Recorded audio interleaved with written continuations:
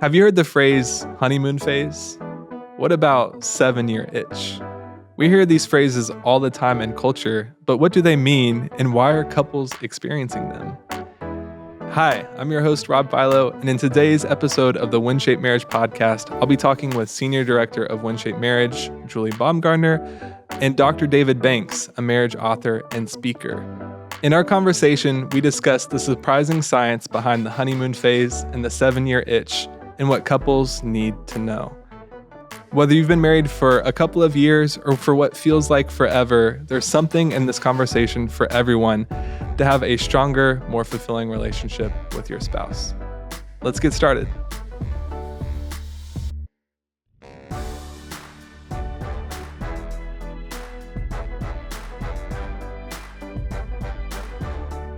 Well, Julie, Dr. Banks, we're super grateful to have you with us today. And I have to say, I'm super excited for this conversation. We're going to be talking about the two phrases that we hear a lot in culture, the honeymoon phase and the 7-year itch. And I know for me personally, going into marriage, I heard this phrase, honeymoon phase, honeymoon phase.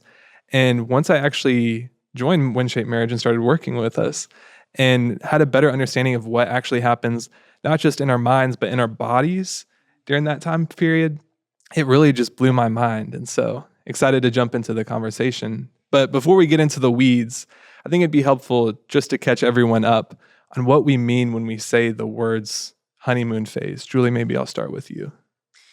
Well, typically, it's the first couple of years. I think you could even go as far as to say the first 5 years of marriage.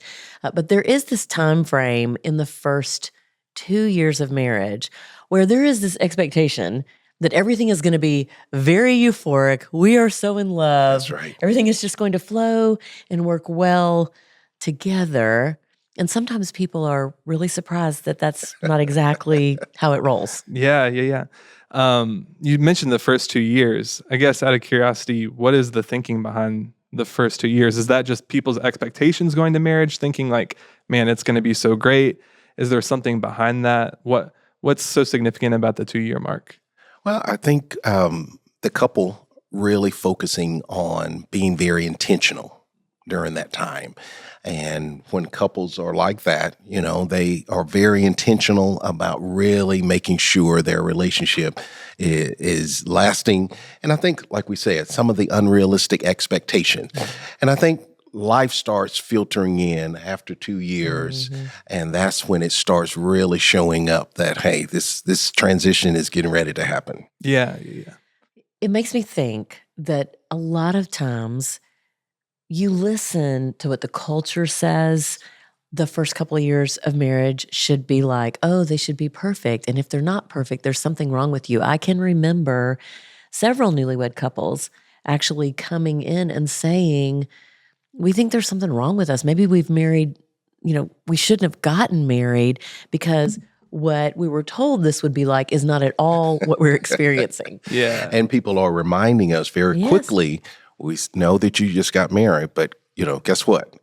This honeymoon stage, it won't last long, and it's not going to last.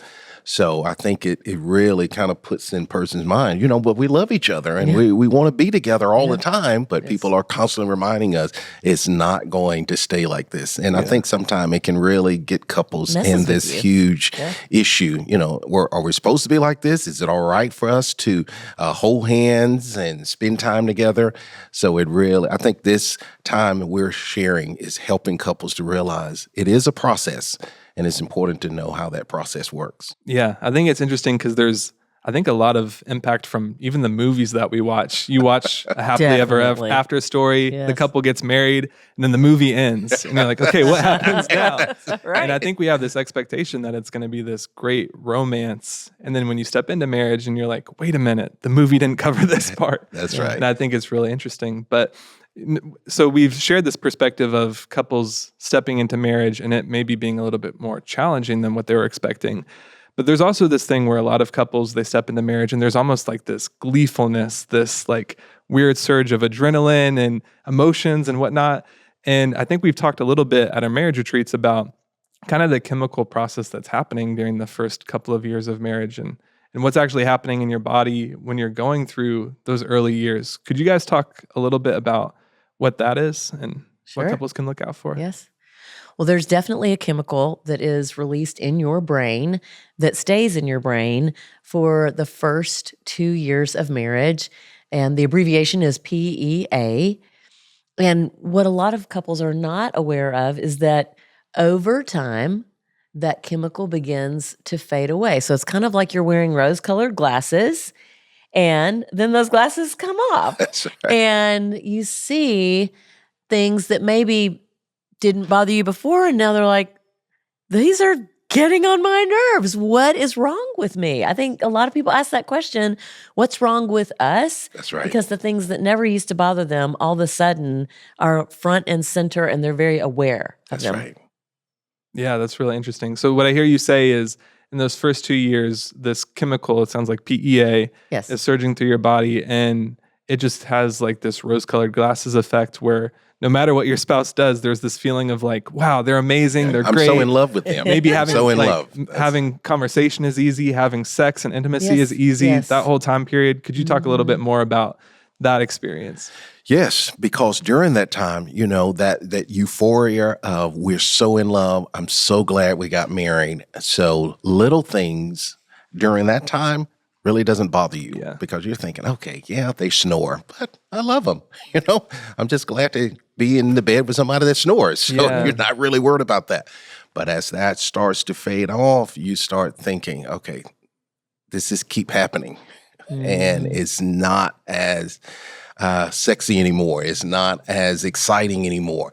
And that's when you start really seeing, okay, these little things that we thought really didn't matter, it starts to, those little things. And that's the biggest thing with couples. Those little things that starts kind of creeping up that you don't really talk about, but those things start adding up. Yeah. And I think about like the conversations you have with your spouse, maybe early on when you're trying to figure out like responsibilities around the house, who's going to do the dishes, who's going to do the laundry, whatever it may be. And maybe one spouse is falling short on that expectation. You have the conversation like, hey, you really need to do the dishes. Hey, you really need to do the dishes.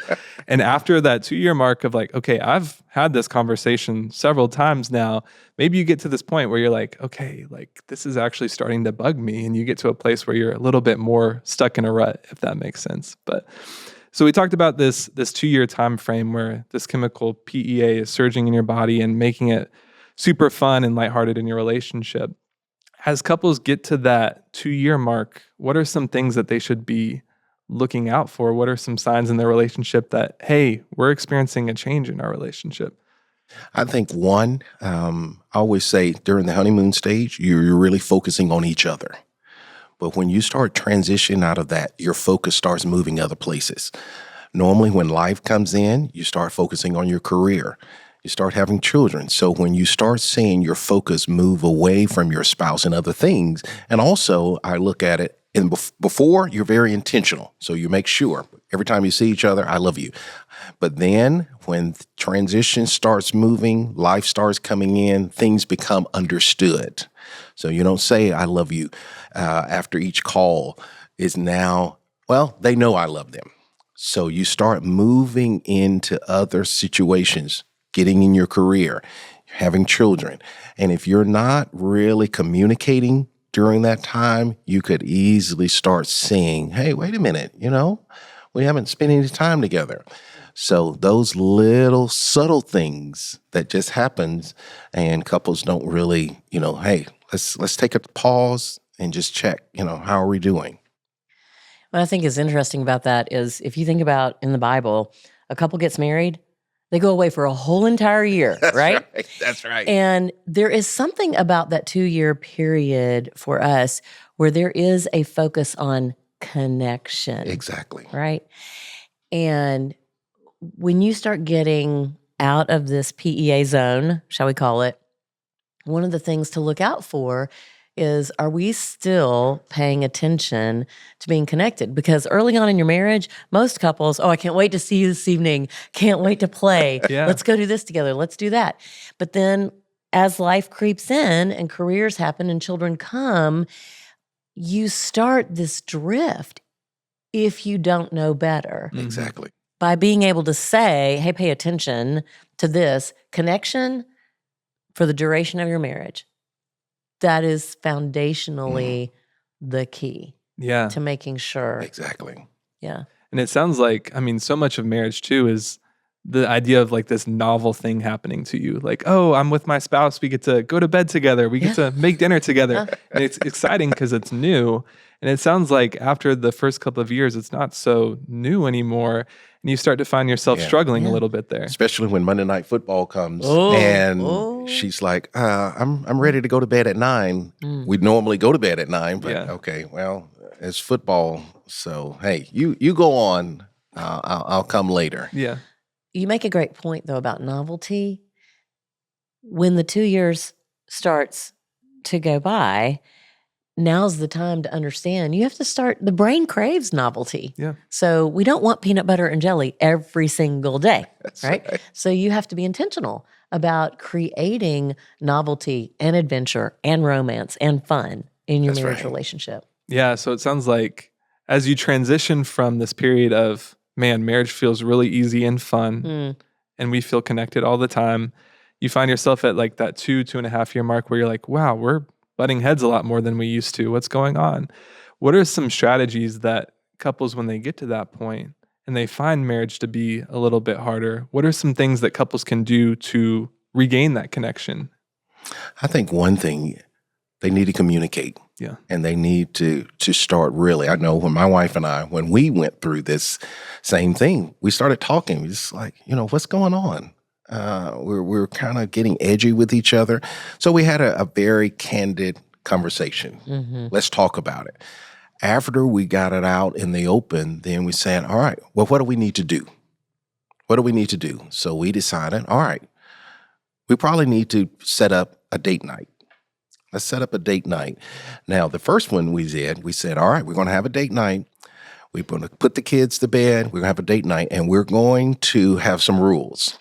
And the rules are we're not going to talk about life, money, ministry. We're not going to talk about any of that. Well, unfortunately, that first Friday night, we were silent the first 10 minutes. We realized, oh, my goodness, we realized that's all we talked about. Yeah. So it was awkward at the beginning. And I told my wife, Sylvia, I said, instead of us trying to make it happen, what do you want to talk about? I don't know. What do you want to talk about? Well, that could have ended up in a conflict. Yeah. So we decided, why don't we just embrace the silence?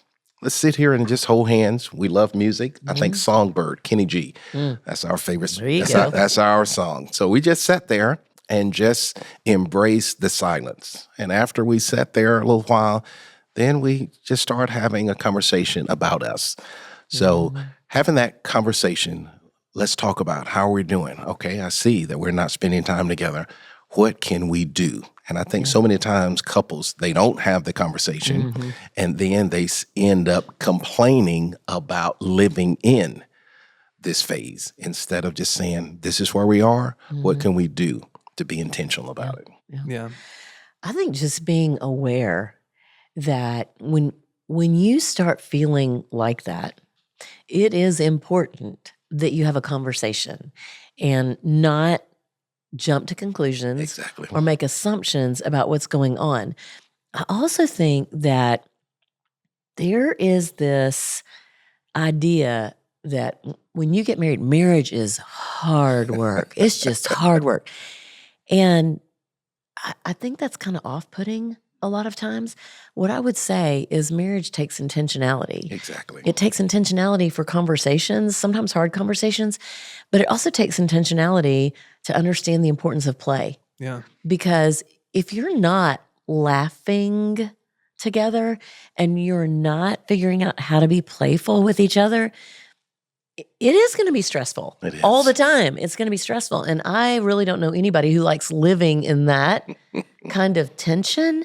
But we think as adults, we don't need to play. That's right. That's not important. We have jobs now. Yeah, we have kids. we're adulting. So we need to be serious. We have to be serious people. Exactly. Well, and I grew up in a home like that. Yeah. My parents were like that. Playing, laughing. learn. Oh my God. Yeah, What's that? No, No. right. No. And you talk a little bit about how when you get married, you're super intentional and focused on each other and your connection, and then the distractions enter the picture. Yes. And next thing you know, you're not thinking about your spouse and how you can show up for them today, but you're thinking about how I need to pay the bills next week, That's or right. That how our report I mortgage have is, to do. yeah, things like that. And so I think this idea of returning to play is super important. And I also think it helps you when there's really hard decisions to make. I can think back over the 35 years that we've been married, and early on, there were things happening in both of our careers where things were taking off. And so the question is, okay, what's going to happen here? What are we going to do? How's this going to work? And that's where you really do learn how to do the give and take and dance together. I mean, sometimes it was Jay, and yes, the best decision is for us to do this. And other times it was, no, we need to roll with this and see what God's going to do. And let's just be comfortable in the unknown. Yeah.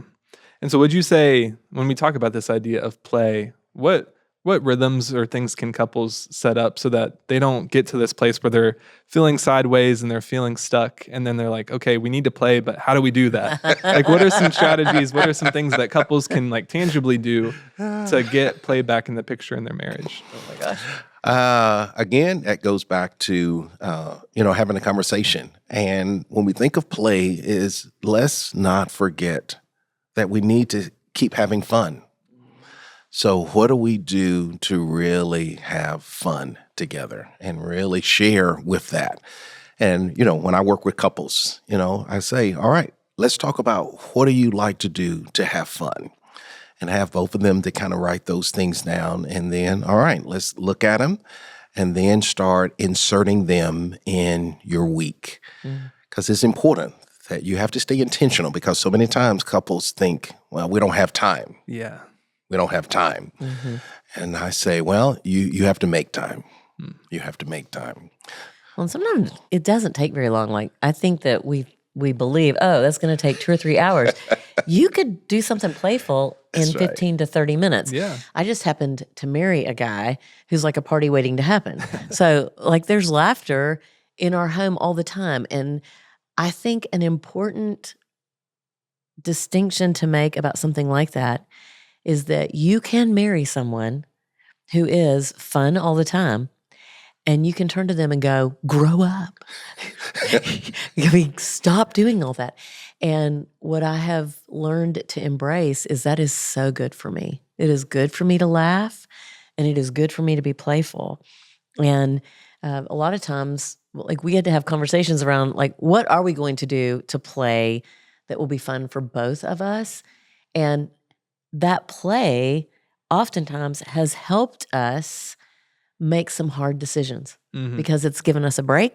It's allowed us to clear our brains and then come back and have conversations around a decision that we're trying to make. Yeah. And I think when we're thinking about playing or a date, so many times we immediately think money. And is the focus is time together, being creative. Because when you're dating, normally what do? You go out to a meal, movies.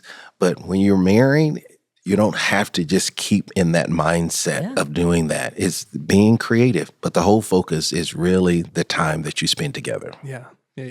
So I hear when we get to that 2-year mark, 2.5-year mark, where you're butting up against your spouse and maybe things feel a little bit more uncomfortable, play is a great thing that couples can go to. Most definitely. The regular date night, it sounds like, getting that on the calendar. Are there any other things that couples should be aware of in that time period of like, hey, let's lean into this so that we don't feel at odds with each other so much? Well, I always say it is so important that you take time and kind of unplug.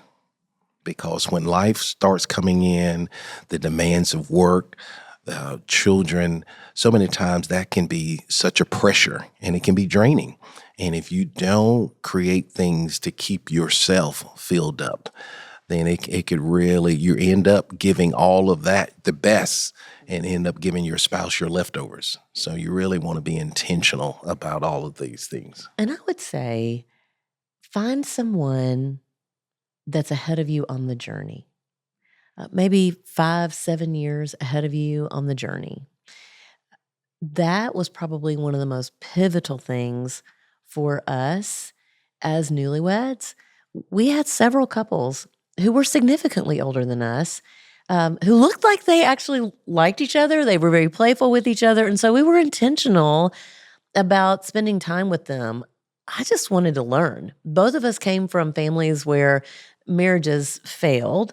And I don't think we had a great idea about how to do this well. Yeah. In fact, if I'm being perfectly honest, I was scared. Can we do this? Committed and scared. And so to have people that you could talk to and they would say, oh, that's totally normal. I mean, most couples do experience that. Or yes, that can be hard. Just keep putting one foot in front of the other. That was very encouraging for us. And it actually built our confidence that, one, they're for us, they're walking with us, and they're saying, oh yeah, you can do this. You can definitely do this. Yeah. Now, I can imagine somebody listening to this episode right now and thinking, that's great. That sounds amazing. How do I find this magical older couple to advise me and my spouse? So what advice would you give to couples that know that they need some form of marriage mentor or an older couple pouring into their relationship, but don't necessarily know where to go to find that? Yeah. We found ours at church. At church, yeah. And it wasn't because they came up and said, hey, we'd love to mentor you. We were just watching. And we literally got in the car. I can remember getting in the car one Sunday and we looked at each other and we were like, they seem like they're fun. Yeah. We should really get to know them. So we just called them up and said, hey, could we go to dinner? And they said, yes, let's do that.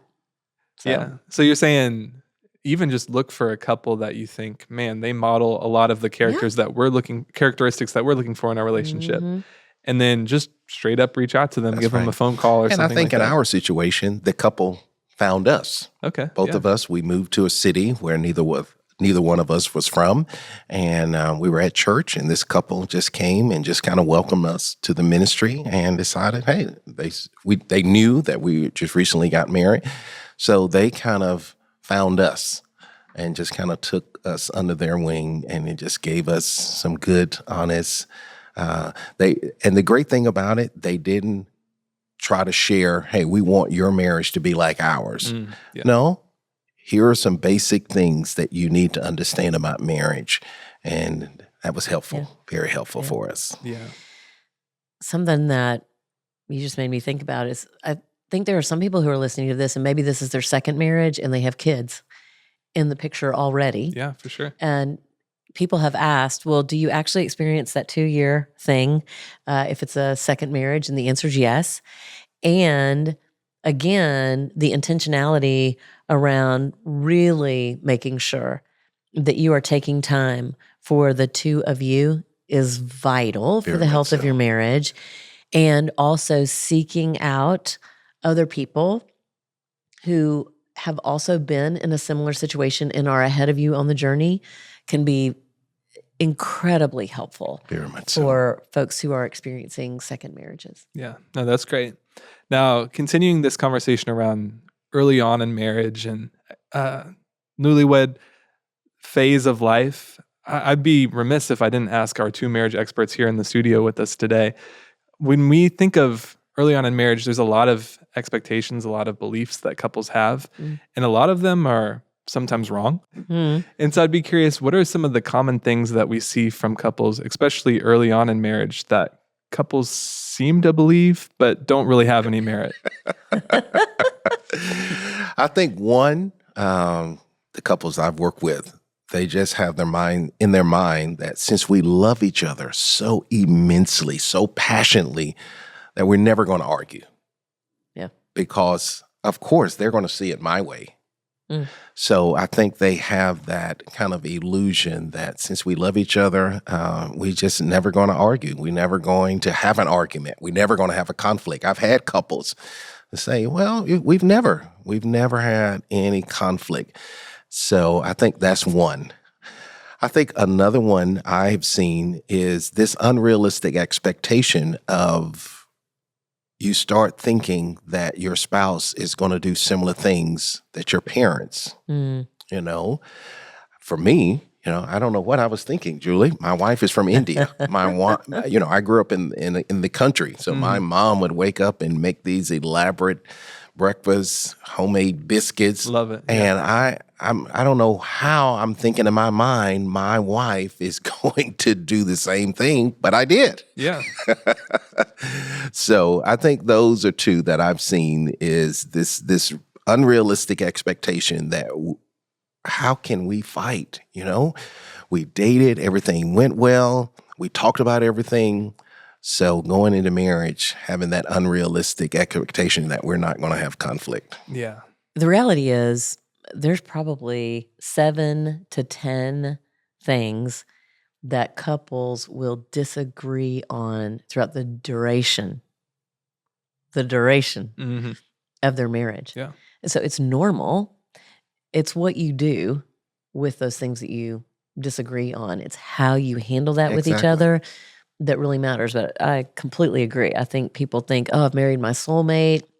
And so therefore, we're not going to fight. In fact, we both have taught premarital for a very long time. And that's probably one of the most common statements is, we don't really need that segment because we're good to go. We've talked about everything. We're all good. And we're not going to fight. Yeah. And then you see them a couple of years later and they're like, That's right. we should have listened more. That's right. Should take And I better think notes. the reason they think that is because they focus so much on compatibility. Yeah. Mm. Yeah.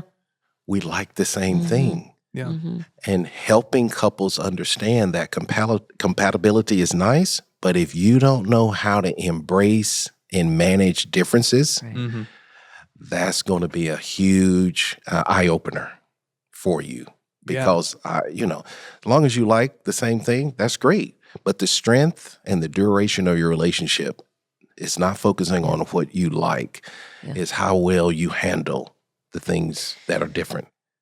Yeah. And I think too, just this thought that, well, we love each other and we don't really need to talk about it. That's right. And I think not talking about it is the thing that gets Exactly. people in so much trouble, Yeah. really in the ditch. Exactly. So yes, you do need to talk and have ongoing conversations about things. I also think that this whole compatibility thing is like, oh, if we don't agree on every single thing, That's right. something's not right. Yeah. And the truth is, I've seen lots of couples where they are very different personalities, different in the things that they enjoy. They choose to figure out how to do life together well. Mm-hmm. And so I think that that's it just doesn't automatically happen. Sometimes it Exactly. seems like it's so natural, but the truth is people are very intentional about doing what it takes to have a great relationship. Yeah. And I would say that's one thing I'm learning right now. I'm marriage expert 2.5 years in. But I think I got into marriage and had that expectation a little bit of like, okay, we are here now. We are done. And I think the reality of like, It's the start line. you're at the starting point, yes. And I think you build the marriage that you want to. And what you're not Yes. looking for is this perfect person. You're looking for a great co-builder. Amen. Somebody that you That's can so good. step into and say Yes. like, okay, we're going to work through this. We're going to have the hard conversations and Yeah. figure out what actually needs to happen. And you make a great point. I think so many times they think the wedding is, wow, we dated, we were Finish line. friends, we dated, we got engaged, and now here we are at the finish line. But they need to understand the wedding is only starting the journey. Yeah. It's starting the journey. All this other, you were just getting prepared. You were getting to know each other. But the wedding is starting this journey. And if you have that mindset, and because if you're thinking the wedding is the end, then as soon as you get into marriage, you're going to what? Relax. Wow, we made it. Wow, we made it up this hill and we finally got married. Yeah. We can relax. But if you have the mindset that the wedding is starting, we're just starting this journey. Now, we're walking into the unknown. Neither one of us know where this path is going. And we got to work together and get wisdom to start it. And that helps. I think marriage is a great teacher. I think you learn a lot about yourself. And if you're willing to look at that, it gives you this opportunity for growth.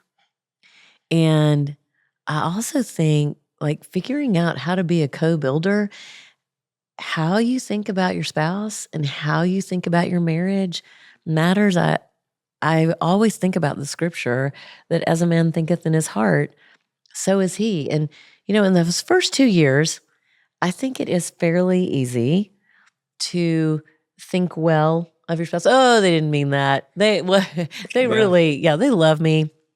But when you get beyond that and life starts creeping in lots of different ways, it is easy to think, well, they meant that. Yeah. They got up this morning and they were just plotting to get on my nerves. They were. And so how you think, how you allow yourself to think about your spouse and your marriage is very vital to the health of your marriage. And I would definitely say, like, I would tell someone in the first 2 years, hey, don't miss this because it's impactful for the future. You're training your brain. Exactly. And one thing I have learned, my wife and I, we've been married for 34 years. And I totally agree. How you perceive them is the way you treat them. So true. I started very early always looking at my wife as my bride. That's the way I still look at her. That's the way I introduce her. She is my bride because I need to keep that because so many times through life, if you're not careful, you start viewing your spouse based on the situation that you're in. He's holding me back. Exactly. She's holding me back. And I can't they do hurt this your feelings. because, So you start viewing them that way. And if you don't keep and guard that perception, you're going to end up letting situations cloud your vision. So when you start viewing them, you start thinking, see, you didn't cook me breakfast this morning or all week. So you start. So as Julie said, it is so important for couples to make sure they guard their perception of their spouse. Yeah. The story you tell yourself about your spouse makes all the difference. Exactly. It sounds like. And who you hang with. Very much There is so. such a thing as social contagion. Yes. Yeah. Oh, my And goodness. you can be perfectly content in your marriage and feel really great about it. But if you are hanging out with people who are not content in their marriage relationship, you can all of a sudden find yourself going, well, yeah, I hadn't even thought about that. But now that you say it. And you're going to be the odd one out. You're in the break room. Yes. Everybody else is complaining about their spouse, and you're saying, wow, my spouse is great. They're looking at you like, something is up. Something is up. Really, they're saying, I wish I had what they had. That's right. And it's super fascinating because I think we find ourselves in a day and age where like podcast culture is so prevalent. Yes. And so you really have to guard who you listen to. It sounds very like much too. so. If you're listening to podcasts where they're not talking positively about their spouse, it sounds like that could also rub off on you as well. Yeah. I think people can say a lot of things and be very sincere about them and be sincerely wrong. Exactly. Yeah. So Now, one of the things that I've heard a lot when we're having this conversation about the first 2 to 2.5 years of marriage is if you get to that point where you're bumping up against your spouse and things feel hard, and I think this is one of my favorite pieces of advice that I've heard is it's never too early to get help for your relationship. Very much so. never. And I mean, like, don't waste years arguing about the same thing over and over and over again and getting to a stuck place. Could you guys talk about that a little bit? We would both be cheerleaders for getting help. I mean, the sooner you sit down with an objective third party, and I would say check the person out. Like, you want to make sure you're with a solid believer who has the training to walk with you down the road of whatever you're dealing with, whether it's trauma from childhood or just angst right now in the moment in your marriage. But being able to sit and have a conversation and have someone ask questions that could help you be able to discern what best next steps are, man, by all means, That's right. do that. Exactly. And we're in a society where we feel like as a couple, if we need to ask for help, that's a sign of a problem. Weakness. And I think we have to help couples change that focus. Wisdom is crucial. You know, there's a scripture that says a wise man foresees danger, but he takes refuge but a simple person just keeps going and suffers from it. Yeah. So with my wife and I, we didn't necessarily go to a marriage counseling. We went to a conference, a marriage conference, and that helped us tremendously. So getting help, being proactive is very important for couples. Don't go because, oh my God, we have to go. Go because we want to learn.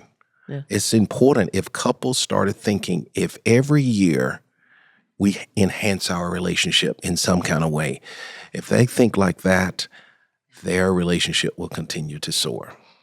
It makes me think about everything else we do in life. Golf game, learning something. Exactly. Speaking a new language or something. Speaking a new That's language, right. whatever. You would find a teacher or an instructor, and you would go and you would learn from them. This is the only area where we're like, oh, we should know it all. That's right. Which is 100% That's right. not reality. Why would we think that we have all that we need within us to figure out how to do this marriage thing well when, one, we've never done it. That's right. And especially it's two unique people. So there's all aspects of that would make me think the smartest, wisest thing we could all do is go to a conference, come to a retreat, seek wise counsel from older couples or from a marriage counselor that has the training to help you do it well. Because I think that's what everybody wants that. They want to be healthy. They want to thrive and flourish. But we have to move away from this culture mindset. Well, if it's not broke, don't fix it. Yeah. Or don't tell anybody it's broken. Exactly. But I always say, if your marriage breaks down and you get a divorce, they're going to put it in the paper. So somebody's going to know. So if we can just help couples move away from that to realize just enhancing your relationship is vital. Yeah. And the point to invest in your marriage, it sounds like, isn't when your marriage is broken. That's right. It's when you first get started and you're trying to figure out, okay, how do we do this together? We talk about all the time of things we didn't learn in school, and like nobody's teaching you how to do marriage when you're growing up in elementary school or anything like that. Yeah. And so super interesting. Let's talk a little bit about the 7-year itch. And I'm curious in this conversation as well, because I mentioned earlier I'm on year 2.5. And so I'm trying to get a little peek ahead of what's waiting for me potentially. Could you guys talk kind of generally about what people mean when they say 7-year itch? I think research has found around 7 years, life has really hit. Life has really settled in. You really got in your career. You have children. So around that 7-year, you really start kind of, if you're not, kind of questioning, how are we doing? Evaluating. Yeah. How are we doing? Yeah. Well, unfortunately, if you haven't invested anything, when it gets to that 7-year, when it's time to evaluate, it's not going to be a favorable outcome because you're going to realize we haven't done anything. We've gotten married, we enjoyed those 2 years, but we let life come in the next 5. So now here we are at 7. And now we're looking at each other and thinking, wow, our relationship really, we haven't made any deposits. Yeah. And so couples start really thinking, is this really what marriage was supposed to be? Mm-hmm. And unfortunately, they don't talk about it, but they think about it. Mm. And if they're not careful, temptations, distractions, just a lot of different things comes in during that time. I think there's a lot of things that are happening at 7 years for a lot of couples. Mm-hmm. So children. And you think about raising children, like it's a lot. It's a lot. It's sleepless nights. It's no. And there's a lot of stress that comes with that. So when you take raising children and a career, and maybe you have in-laws and perhaps they're not doing great, or maybe you've experienced job loss or there's an illness. There's just a lot of things that are coming at you, which can create discontentment. That's right. So that's this whole, is this all? Exactly. Is this all that it's going to be? Because if it is, like, I'm not having fun. And so again, I think it goes back to, one, this intentionality about creating connection, and two, intentionality about how you think about your marriage, your spouse, and just the reality of what you're in. Because it would be easy to go, I didn't sign up for this. Exactly. I literally have had men and women say, I didn't sign up for this. Yeah. This is way harder. And if you think like that, you're going to be looking for ways out versus, hey, what's the way through together as a team? How do we hold hands and go, we're going to conquer this because we committed. Yeah. The ones who do that and get on the other side are looking back and they're high-fiving each other going, see, we actually did the hard thing. We did it. Children do grow up. They do. Yeah, that's right. I had a woman come up to me at church one time, and they had just entered into the empty nest. And she looked at me and she said, Julie, if people knew how good the empty nest is, they would never consider divorce in these early years. And I mean, she had been one that had said, man, we were one step away from calling it quits. And she said, I am just so thankful because we're having a great time now. But when you're in the middle of it, it's hard to see the forest for the trees. Yeah. And definitely, when kids come, kids are a blessing. They are wonderful. They are a gift. But so many times when couples enter that stage, it's almost thinking, it's understood that we're husband and wife, but right now we're mom and dad. Yeah. We're mom and dad. And sadly, sometimes couples end up staying that way, mom and dad. Yeah. I've had couples come and say, after our children graduate college or high school, we're getting a divorce because we've spent 16 years looking at each other as mom and dad and not husband and wife. And now the children are gone. Now it's time to get back to husband and wife. And we've changed. Yeah. Which is so upside down, right? Because one, the marriage is lasting. Children, the goal is grow and go, not stay. Right.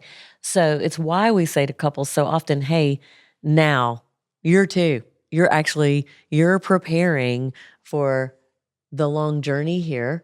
And as children enter the picture, recognize they're going to exit. And so the goal is keep your marriage first, and actually keeping your marriage first is better for the children anyway. Exactly. Yeah. Exactly. I guess when I hear that, is this 7-year itch thing inevitable? Is every couple going to experience it? And if not, or if so, what are some things that couples in year 2 or 3 or 4 can be thinking about, having conversations around to make sure that when they get to that point, they're prepared well? I think all couples kind of experience it, but based upon how you got married and what you've done with year 1 through 6 will determine what happens year 7. If you really haven't done anything but get married, enjoy the honeymoon, and get in your career and raise kids, year 7, that's going to be a rude awakening. But if you have been intentional during these couple of years, when year 7, it's just, wow, it's a celebrated year, and hey, let's keep it going. So I think it's so important how couples do those first couple of years. Yeah. That's going to determine when those years 7, 10, 15, that's going to determine how they are going to be viewed. Yeah. I could even see it almost as if we talk about the idea of your wedding day as like this big checkbox, and like, we're done, we got married, we're good now. And I could see some couples even thinking that about having kids too. It's like, okay, we got married, our next big milestone is having children. And you check off both of those check boxes and you're kind of like, okay, what do we do now? This isn't what we thought it would be. And so it's really fascinating. I guess like if you are a couple that is in the midst of this and you're like, man, we are at the thick of it right now. What advice would you give to them so that they can get through this season well? I think it's important, like I said, go back to that conversation. Let's talk about this. Let's talk and look at where are we, all right? Yep. We're in the throes of children, schoolwork, homework, extracurricular activity, soccer practice. Yeah, we're in the throes of it. Okay? Yes, we are. But it's a season. Mm-hmm. This is a season that we're in. Now, what do we need to do? We need to make sure we're doing things to stay connected, as Julie said, keeping that connection. What do we need to do when we're in the throes of all these things that life is throwing at us?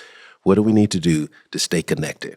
And if they do that, Rob, their relationship will survive through those things, because it's all about making sure, what do we need to do to keep that connection between us?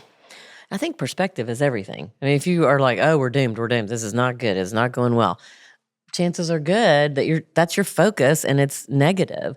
So I also think recognizing we talk about this a lot when we're talking with people who are preparing for marriage, but your vertical relationship with the Lord is very vital in all of this, because if you are looking to your spouse to complete you, to take care of every need, you are going to be sorely disappointed.